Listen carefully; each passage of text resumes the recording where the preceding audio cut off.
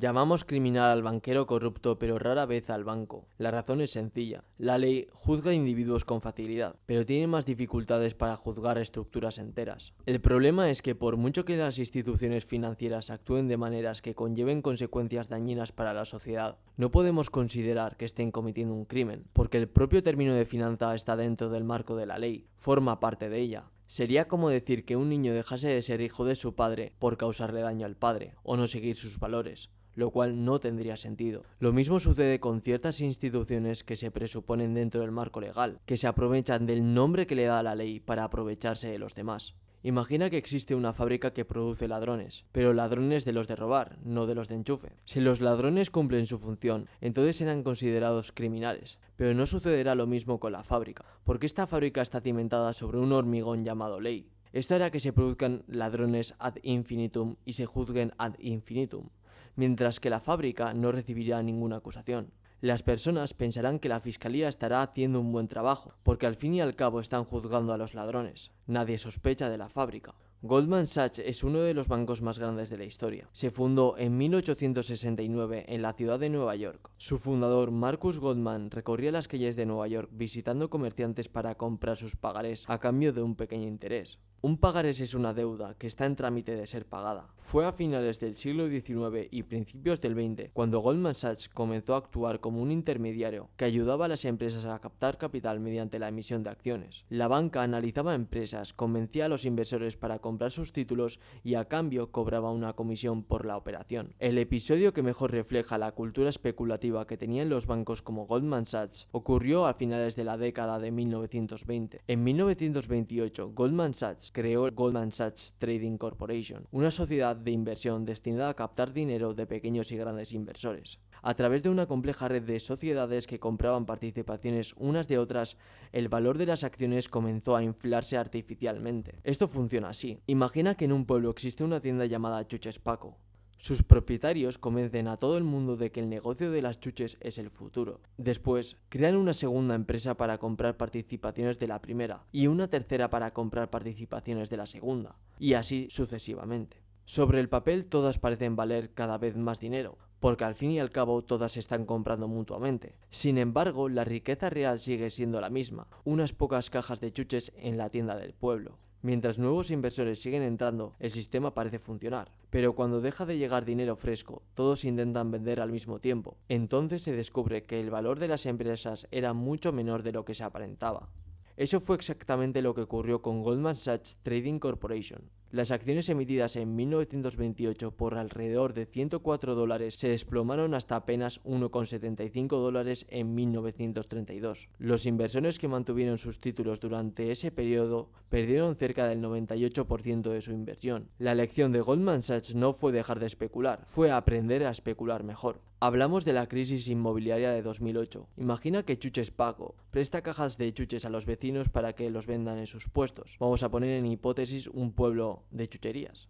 A cambio, los vecinos prometen devolver las cajas poco a poco con un pequeño extra. Como el negocio funciona bien, la familia se confía y empieza a prestar cajas a casi cualquiera. Ya no importa si el vecino tiene un buen puesto o si apenas vende nada. Como todos creen que las chuches siempre valdrán más, mucha gente compra esos paquetes. Pero cuando muchos vecinos dejan de devolver las cajas, se descubre que los paquetes valían mucho menos de lo que se esperaba. Todo el mundo intenta venderlos a la vez. Los precios se hunden y el pueblo entra otra vez en crisis. Pero para este momento Goldman Sachs ya había aprendido de sus errores pasados. Eran conscientes de que muchas de las cajas que se vendían contenían chuches de mala calidad y que pronto los compradores dejarían de pagarlas. Por eso decidió vender gran parte de sus propias cajas antes de que perdieran valor y decidió no comprar nuevas. Hasta ahí Goldman Sachs ya se pudo embolsar una buena fortuna a costa del dinero de tu tío Pedro, al que le hicieron creer que las chuches eran el futuro. Pero en este mundo no hay que ser conformista, por lo que Goldman Sachs decidió apostar dinero a que el precio de estas cajas de chuches caería. Así fue como, mientras muchos bancos estaban sufriendo pérdidas masivas por hipotecas subprime, Goldman Sachs registró beneficios récord cercanos a los 11.600 millones de dólares. Pero esto no solo se queda aquí. Nos encontramos entre finales de la década de los 90 y principios de los 2000. Grecia se ve preparada para ingresar en la Unión Monetaria Europea. Para adoptar el euro, los estados candidatos deben cumplir con ciertos criterios fiscales relacionados con el déficit público, la deuda y la estabilidad financiera. Las cuentas financieras griegas no es que reflejasen mucha estabilidad. Es entonces donde Goldman Sachs entró en escena. Para gestionar parte de su deuda pública recurrió a operaciones financieras diseñadas por Goldman Sachs. Entre ellas destacaban los llamados cross-currency swaps o intercambio de divisas, contratos que permitían ocultar las deudas registradas en las cuentas del Estado.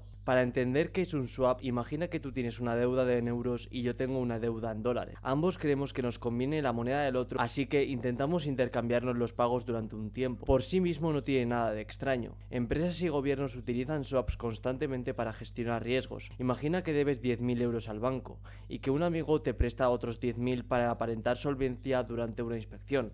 Tu situación financiera real no ha mejorado, simplemente has cambiado la forma en la que la deuda aparece reflejada en los papeles. El problema surge cuando estos contratos se diseñan de forma tan compleja que permiten modificar la apariencia de las cuentas sin alterar necesariamente la realidad económica que hay detrás. Grecia utilizó un swap para aparentar que su situación financiera pareciese más sólida de lo que realmente era. Tanto el banco como el gobierno contribuyeron a ocultar una crisis enorme que estallaría años después. Goldman Sachs tendría entonces una posición privilegiada. Sería totalmente consciente de la fragilidad de las finanzas griegas, mientras que para el resto del mundo permanecían ocultas. Es entonces donde entran en juego los Credit Default Swaps, conocidas como las CDS, contratos que funcionan como un seguro contra el impago de una deuda. Un CDS es como contratar un seguro contra el incendio de la casa de tu vecino. Lo peculiar es que ni siquiera necesitas ser propietario de la casa para contratar este tipo de seguro. Puedes contratar el seguro simplemente porque crees que se va a quemar. Grecia es esa casa a punto de quemarse. Goldman Sachs conocía mejor que el resto la situación financiera de Grecia. Anticipó la crisis, invisibilizó las cuentas griegas para comprar un CDS a un módico precio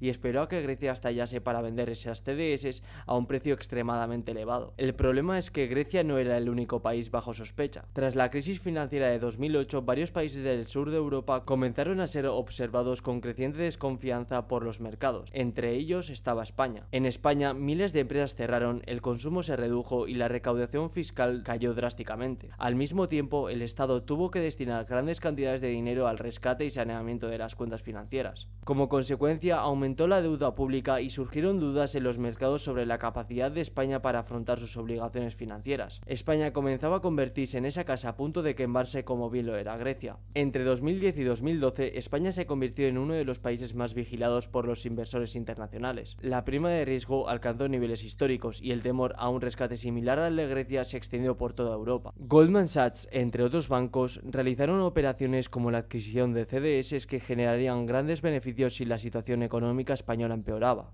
Lo más peligroso es que las CDS terminan siendo una profecía autocumplida. Puede que España esté bien financieramente, pero si comienzan a comprarse muchas CDS sobre España, el resto de los estados comienzan a preocuparse y cambia el tipo de relación que tenían antes con ella. Imagínate que Pello es un joven Jimbro muy sano que come galletas hechas solamente con avena. De repente todo el mundo empieza a decir que Pello tiene un cáncer terminal. Los bancos dejan de prestarle dinero a Pello, que quería invertir en vivienda. Entonces decide trabajar, pero las empresas no quieren contratarle. Y por último, todos los seguros le suben las primas. No vaya a ser que pida ahora un seguro de vida. Se entiende, ¿verdad? Aunque Pello está bien, el trato que recibe por la sospecha de estar enfermo acaba generándole problemas reales. Goldman Sachs no necesitaba provocar directamente la crisis para beneficiarse de ella. Bastaba con operar en mercados donde el aumento de la incertidumbre, la subida de la prima de riesgo o la caída del valor de los activos españoles generaban oportunidades de ganancia. Así, mientras millones de españoles sufrían desempleo, recortes sociales y pérdida de poder adquisitivo, Goldman Sachs obtenía una gran rentabilidad de esta desgracia.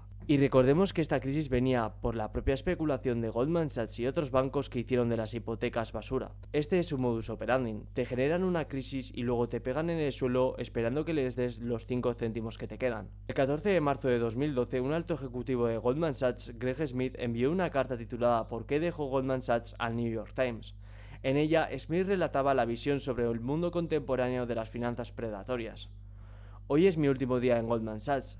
Después de casi 12 años en la banca, creo que cuento con la suficiente experiencia como para entender la trayectoria cultural, los trabajadores y la identidad de Goldman Sachs. Con toda sinceridad, el ambiente es el más tóxico y destructivo que haya visto. Los intereses de los clientes siguen siendo secundarios en la manera de proceder de la empresa y en su visión sobre cómo enriquecerse. Goldman Sachs es una de las bancas de inversión más grandes e importantes que haya visto, y su papel en las finanzas globales es demasiado importante como para seguir actuando así. El banco ha cambiado mucho desde que empecé a trabajar aquí. Me di cuenta de que tenía que irme cuando me empezó a resultar imposible decirles a la cara a los estudiantes que trabajar en Goldman Sachs era estupendo. Más que describir una experiencia personal, la carta de Smith revela una nueva modalidad de crimen que se ha trascendido a sí mismo. El problema no es únicamente que alguien gane dinero cuando otro pierde, eso ocurre en muchos mercados. El problema aparece cuando la destrucción económica se convierte en una oportunidad de negocio, cuando el cierre de empresas, el aumento del desempleo o el miedo a una quiebra nacional pueden traducirse en beneficios para determinados inversores, los incentivos empiezan a volverse extraños. Goldman Sachs no inventó estos mecanismos, ni ha sido el único banco en utilizarlos, pero su historia permite observar algo más amplio, la capacidad del sistema financiero para convertir el riesgo, la incertidumbre y en ocasiones la desgracia colectiva en activos negociables. La pregunta no es si Goldman Sachs es bueno o malo, la pregunta es por qué hay quienes pueden enriquecerse apostando a que las cosas irán mal. Cuando el fracaso de empresas, familias o incluso países enteros pueden transformarse en una oportunidad de negocio, el problema deja de ser únicamente de quien juega, el problema empieza a ser el juego.